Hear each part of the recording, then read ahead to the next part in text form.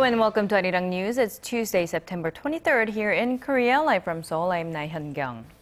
We begin with the U.S. airstrikes on Islamic State targets in Syria. This development, of course, marks an escalation in the Washington-led efforts to counter what it has called as a global terror threat. For more, we go live to ARIRANG's Hyun-bin at the news center. So Hyun-bin, what's the latest? Well, Hyun-kyung, the Pentagon announced that the U.S. and its allies have started airstrikes in Syria, in line with U.S. President Barack Obama's pledge to degrade and destroy the Islamic State. The airstrikes were mainly focused in and around the Syrian city of Raqqa, which is a stronghold for the IS militants. Pentagon Press Secretary Rear Admiral John Kirby said fighter and bomber jets were used in the initial onslaught, including Tomahawk missiles to clear 20 IS targets. These include buildings that are believed to be used as command and control headquarters for the militant group, as well as training and resupply centers. And a number of Arab nations were also involved in the airstrikes. Right, and when you say allies, you mean a number of Arab nations that you just mentioned, for example, Saudi Arabia and Qatar. Right, they're all being regarded as partners in the fight against the Islamic State and include Saudi Arabia, Jordan, and Bahrain, as you mentioned. Diplomatic sources say Qatar was also involved, but it's not clear whether they were engaged in the airstrikes. Around two-thirds of the Islamic State militant groups, 30,000 forces, are based in Syria, while the rest are scattered throughout large parts of northern Iraq. For the last several weeks, the U.S. has conducted surveillance flights over the region, collecting intelligence for use in these airstrikes. According to the U.S. Central Command, the United States has launched 190 airstrikes in Iraq since August, and these represent the first in Syria. Now, earlier today, Hadi Barra, a leader of Syria's main opposition group, called to initiate immediate U.S. airstrikes to, quote, avert catastrophe. He has now gotten his wish, but the extent of damage done to the IS militant group remains to be seen. All right, thank you very much, Hyun-bin, for the latest. And we will, of course, continue to monitor the situation and bring further updates as they come. Now, moving on to President Park Geun-hye's state visit to Canada, Seoul signed a free trade agreement with Ottawa on Monday local time there. And as our presidential office correspondent Choi Yoo-sun reports, that wasn't the only deal sealed between the two nations. 9 years after launching trade negotiations, Korea and Canada signed their free trade agreement on Monday. FTA 효과가 교역, 투자 분야를 넘어 기술 협력, 인적 교류, 민간 경제 협력 등 제반 분야로 파급이 돼서 양국의 경제 협력이 한 단계 도약할 수 있도록. With the FTA signing, President Park Geun-hye and Prime Minister Stephen Harper elevated their relations to a strategic partnership, placing a greater emphasis on their political and economic cooperation and mutual trust. Seoul and Ottawa set global peace and co-prosperity as their shared goals. The two partnering nations sealed a number of other deals to increase cross-sharing of advanced technologies. For instance, Korea will offer up its know-how in IT-based new energy industries, such as the smart grid and energy storage systems, in return for Canada's shale gas and oil sands exploration and development technologies. We pushed for a memorandum of understanding to expand from cooperation in our strong clean energy technology to that of Canada's oil technology. President Park and Prime Minister Harper will also expand their working holiday program to encourage more people-to-people exchanges. The Korean president also secured Ottawa's support for her North Korea policies. President Park is now in New York to carry out multilateral diplomacy at the United Nations. At Tuesday's UN Climate Summit, she will speak about building a growth engine out of the global problem by converging IT with culture and other sectors in a creative economy. Choi Yoo-sun, ARIRANG News, New York. And in New York, a meeting on North Korea's human rights record will take place on the sidelines of the UN General Assembly on Tuesday. That's New York time. Pyongyang says it wishes to join the high-level talks, which will be presided over by U.S. Secretary of State John Kerry. Our Kim Min-ji has more.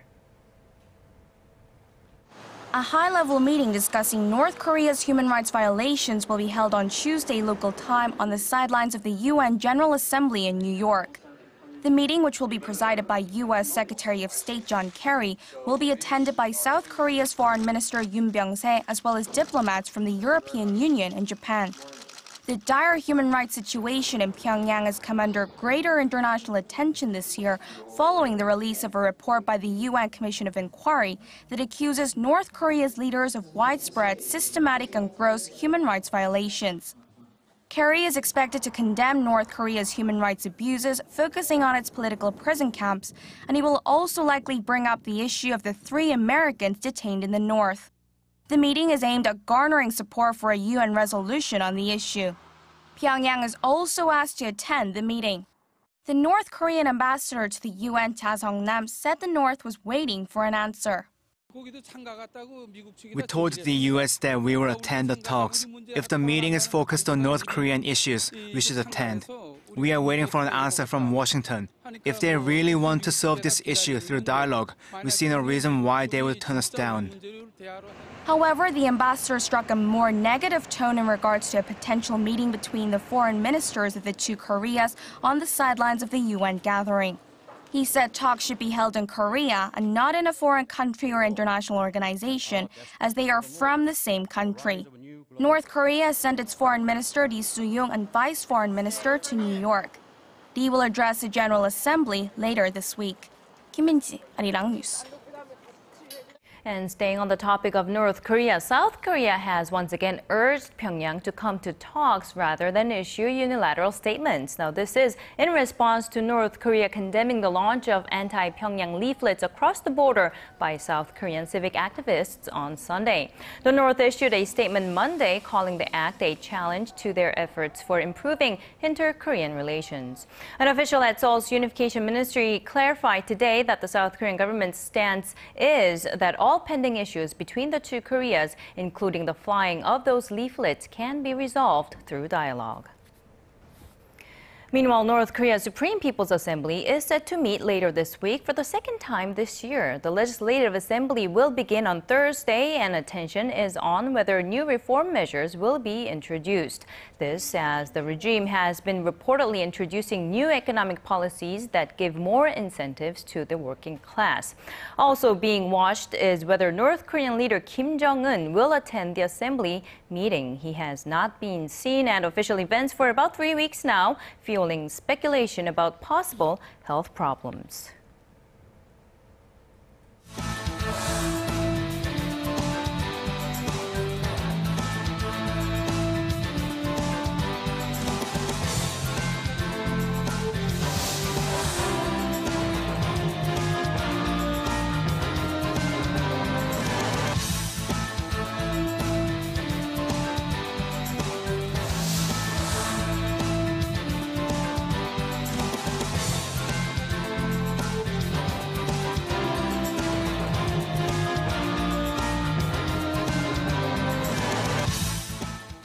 The numbers from Apple's first weekend sales for the new iPhone 6 and 6 Plus are out, and they have topped last year's record set by the 5C and 5S models. Analysts say the tech giant will have more to celebrate when the new gadgets hit the Chinese market. Connie Kim reports. Apple enthusiasts cheer in delight as they rush into an Apple store in New York to be the first to get their hands on the newly launched iPhone 6 and iPhone 6 Plus. One Apple fan holds up his prized new iPhone after camping out since early in the morning. Big hands need a big phone. That's it, you know? No, actually, the better camera, longer battery life. I'm most excited about the Apple Pay, be able to pay without having to take out my wallet. Apple says it has smashed its sales record for an opening weekend of a new iPhone model, delivering 10 million iPhone 6 and iPhone 6 Plus in the first 3 days of sale. This tally beats the previous record set last year when Apple sold 9 million iPhone 5C and 5S. The record streak is expected to take another huge leap forward when the new iPhones hit the Chinese market, Apple's most lucrative market. The U.S. tech giant's new handsets are reportedly being sold at up to 3 times the retail price in Beijing's black markets. The battle between Apple and Samsung will reach boiling point next week when the Korean firm rolls out its Galaxy Note 4 in Korea and the U.S. Meanwhile, local brokerage firms are slashing Samsung Electronics' third-quarter profit earnings, citing the firm's slowing smartphone business. Samsung Securities says it expects Samsung Electronics to post a third quarter operating profit of $4.5 billion down $1 billion from a projection made early this month.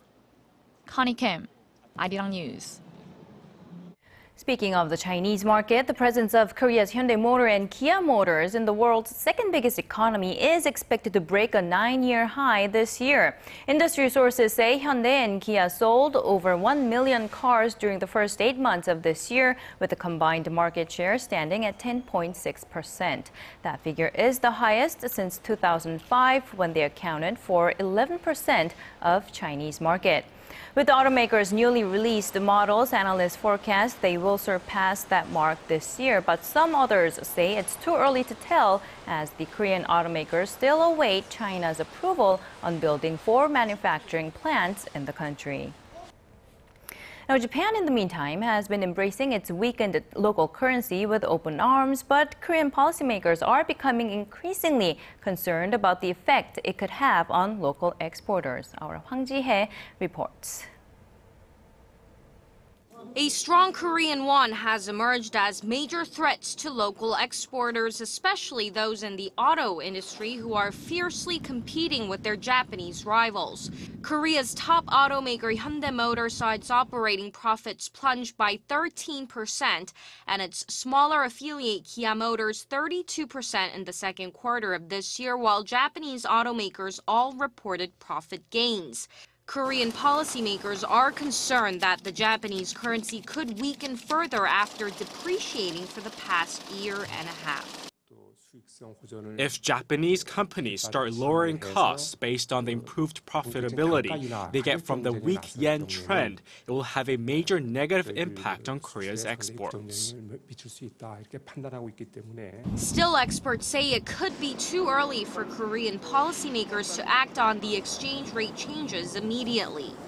Most of the changes in the exchange rates against the dollar, as well as changes in won-yen currency, just came in about the last 2 weeks. So we'll have to see whether this will be a medium-term problem that goes on for a few months, or whether it's just a short-term problem that will be reversed.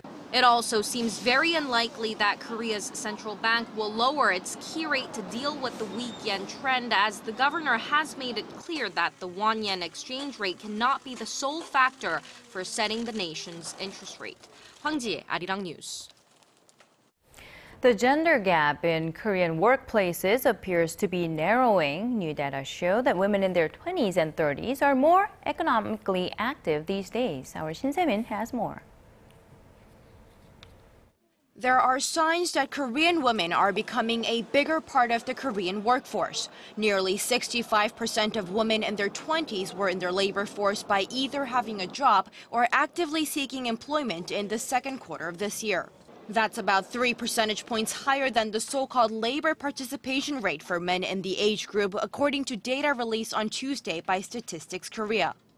Many women in their 30s drop out of workforce after they get married, but nearly 59% of them stayed in the labor market. It is the highest rate since 2000, when the data was first collected.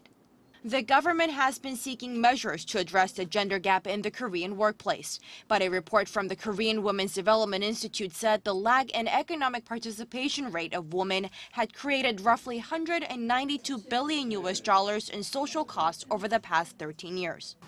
Shin Se-min, ARIRANG News.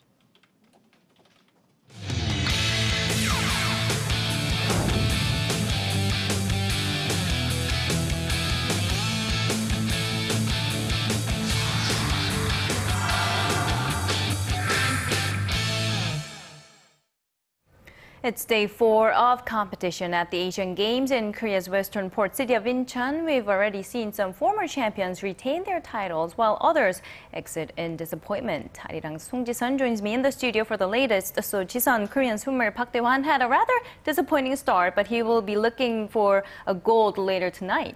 Right, he's actually going to defend his title in the 400-meter freestyle, which he won golds in the past 2 previous Asian Games. Now, he finished 3rd overall in the qualifiers this morning after longtime rival Chinese Sun Yang and Japanese swimmer Hagino Gosuke.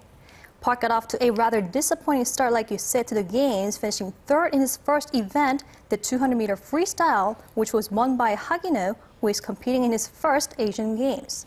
In fact, Hagino is the first triple gold medalist in Incheon 2014. He has won the 200-meter medley and 800-meter relay as well. So if you're looking for Park's main competition tonight, it would be Hagino and Soon, who hold the Asian record for the event once held by Park. Park, Soon, and Hagino will face off in the third, fourth, and fifth lanes respectively at 8:15 this evening. So that will be a match not to miss. Now, what about other events held in the morning? It seems like many athletes, Korean and Chinese athletes, are going against each other in the finals. Not just in swimming, but also in shooting. Now, over in the shooting range, Chinese athletes garnered another gold this time over the South Korean team. In fact, Chinese shooters never let the Koreans take the lead, finishing nearly 20 points higher than Korea at 1,867 points. Chinese shooters went on to dominate the individual event as well just hours later, with 18-year-old Yang Haorang winning and fellow national Kao Yifei taking the silver. China has now recorded 17 medals in this sport alone in Incheon. So give us the medal tally. It seems like the top three have pretty much unchanged since the beginning of the Games. Right, in the previous Asian Games as well, China is very firm in the lead, taking more than a quarter of the total medals awarded so far. Taking a look at the medal standings as of this afternoon, South Korea and Japan are in second and third. And we should also note that North Korea is doing great for now. They're in fifth place, and they want to finish in the top 10 after the Games. And taking a look at the events not to miss this evening, and just for a full schedule of events, please visit Incheon2014ag.com, as those are just a few games we picked out for you. All right, and still there's much more to come. And of course, Ji-sun, you will join us again at 6 p.m. I'll be back. Bringing you the fresh updates from stories breaking in Korea and abroad. We give you a bigger and better picture of the world. Join Laah Hyun-kyung live from Seoul. Every weekday, only on ARIRANG.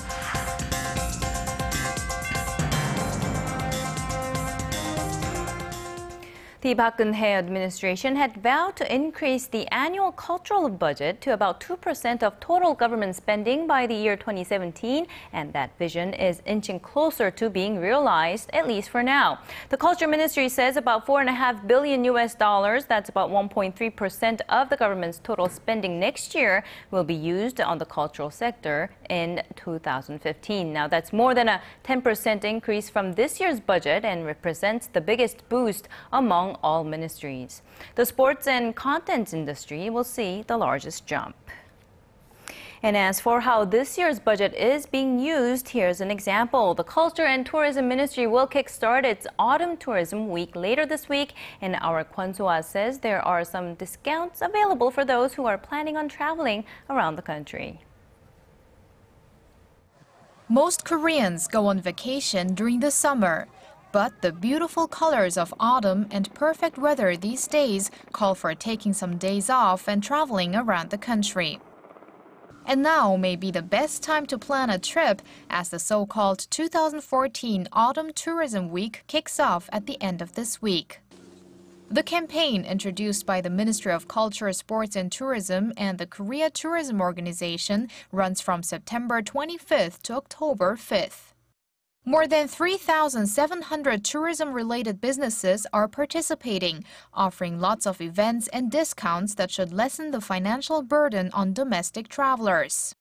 They range from cheaper transportation and accommodation fees to food and event price cuts. Korea's state-run railway operator Korail and the nation's biggest express bus operator Kumo Bus Lines are offering discounts of up to 30% on tickets. Price reductions on gasoline at major tourist locations, for rental cars and room rates at 180 hotels will be slashed too. Not only that, Korea's ancient palaces and amusement parks can be enjoyed at discount prices. We want to promote discounts at main tourism businesses to encourage people to take trips. We are taking into consideration people's time and financial restrictions, and we hope to boost the economy. The 2014 Spring Tourism Week was launched earlier this year, but the project fell flat, largely due to April's ferry disaster that made people feel less inclined to travel. Kwon So-ah, ARIRANG News. Smartphones have become an indispensable part of our daily lives. People use them to make friends, find information, and in this case, make movies. Our Im Yoon-hee has a look at the fourth installment of a smartphone film festival. What begins with a simple chore of dusting off blankets quickly shifts to a scene with a much more sinister feel. All of this drama is captured in a 1-minute movie, filmed on a smartphone. Movies are not that difficult. Even my life story can be made into a movie. So from a movie-loving perspective, this plan is an excellent idea and makes it easy to approach filmmaking. And if 1 minute seems a bit long, there are even 6-second movies, all movies submitted to this year's 4th Olay International Smartphone Film Festival. How does an entire storyline fit into just 6 seconds of film? These amateur artists show that creativity is the key. Artists who come from 43 different countries and range in age from 10 to 70. Since the movies are very short in length, people are less burdened and more encouraged to participate because you can make a movie with just one idea. We've seen many more submissions. The festival has been garnering more and more attention worldwide with each passing year, as smartphones have been growing in capability as well. Whether it be 6 seconds or 10 minutes, now anyone with access to a smartphone can become a movie producer. Im Yoon-hee, ARIRANG News.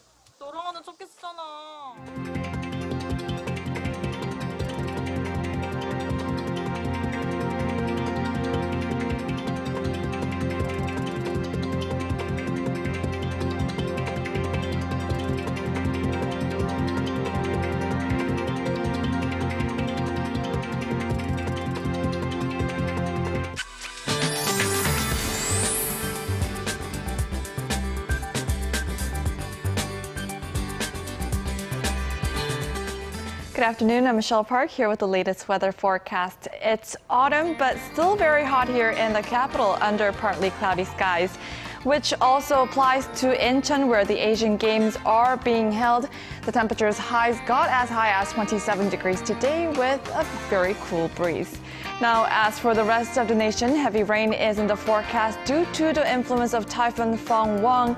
It's been raining slightly on Jeju Island that will expand to Chungcheong provinces this afternoon and eventually over the whole nation by this midnight. Now, we are expecting a total of 200 millimeters in the mountainous regions of Jeju Island, and between 20 to 60 are expected in Seoul and the provinces of Gyeonggi-do and Gangwon-do, while most of the remaining regions can expect up to 100. Now going over to our temperature readings for today. Seoul will top out at 29 this afternoon. Meanwhile, the southern cities such as Gwangju and Busan will both reach up to 26 degrees. Now moving over to other regions, Jeju Island will see up to 26 as well, while Dokdo and Mangkungang are both cool at 24 degrees. Well, that's all for Korea. Now here's a look at the weather conditions around the world.